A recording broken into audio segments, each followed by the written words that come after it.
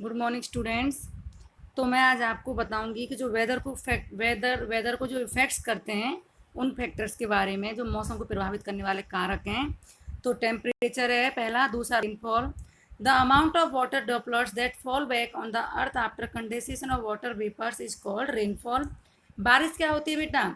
बारिश क्या होती है? जो वाटर वेपर्स हैं, जो हमारे समुद्र से, धरती से, जो हमारे वाटर सोर्सेज होते हैं, इन सब से जो पानी इवॉपरेट होता है और ऊपर जाकर वो ठंडा होकर ड्रॉप बन जाता है। ड्रॉप बनकर वो धरती पर जब आ जाता है तो उसे रेनफॉल कहते हैं। When the temperature is too low, जब टेम्परेचर बहुत ज़्यादा कम हो जाता है तो the droplets is in the clouds get freezed into crystals of ice.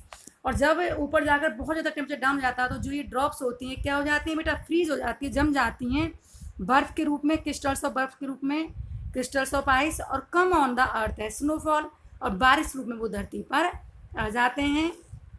During winters the temperature falls after sunset causing condensation of water.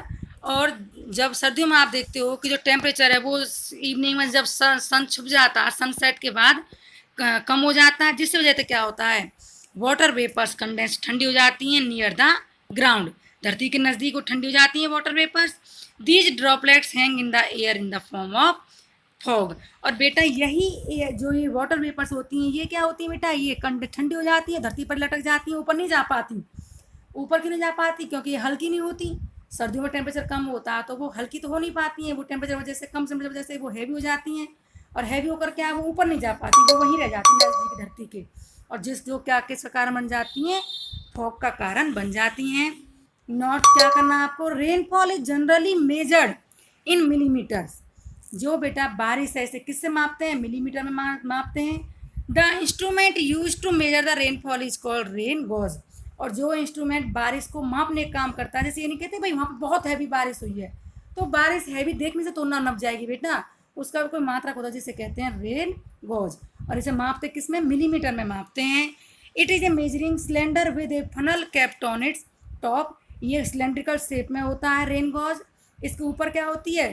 Funnel होती है टॉप पर, विच कलेक्ट द रेन, जिसके अंदर पानी इकट्ठा हो जाता है उस फनल में। The rain water collect in the measuring cylinder gives the measure of rainfall. और जो अमाउंट पानी का उसके अंदर इकट्ठा हुआ है वो बताता है कि किस स्पीड से बारिश हुई है। अब नेक्स्ट फैक्टर्स ह्यूमिडिटी है। ह्यूमिडिटी क्या होती है? नमी।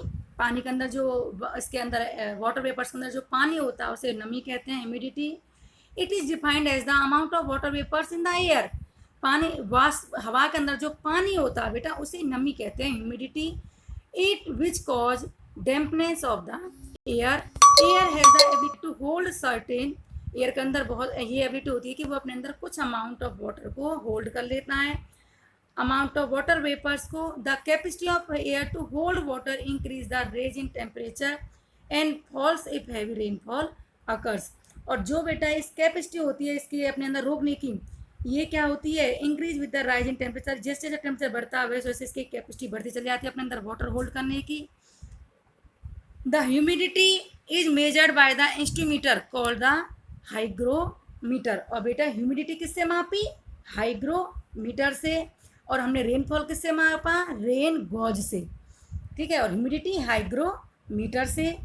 ये विच कंजिस्ट ऑफ टू थर्मोमीटर, इसके अंदर दो थर्मोमीटर्स होते हैं हाइग्रोमीटर के अंदर। The bulb of one thermometer is yet, गीला होता है। जो एक थर्मोमीटर का जो बल्ब होता है वो नमी मतलब गीला होता है। And the other is dry, और दूसरा क्या होता है बेटा? सूखा होता है। विंड स्पीड, चौथा फैक्टर, हवा की स्पीड क्या करती है? हमारे वेदर को अफेक्ट करती है। It is called due to the difference in the air pressure. हवा जो बेटा हवाएं चलती हैं, क्यों चलती हैं? ये हमारे एयर का प्रेशर में डिफरेंस, मीन्स कहीं पर तो एयर प्रेशर कम हो जाता है हवा का, कहीं ज़्यादा, तो इस तरह से ये हवाएं चलती हैं ज़्यादा से कम की ओर। ड्यूरिंग समर्स, गर्मियों में क्या होता है? The wind blows from Indian Ocean. गर्मियों में क्या होता है ये मैं आपको बता चुकी हूँ। लैंड ब्रिज और सी ब्रिज के बारे में।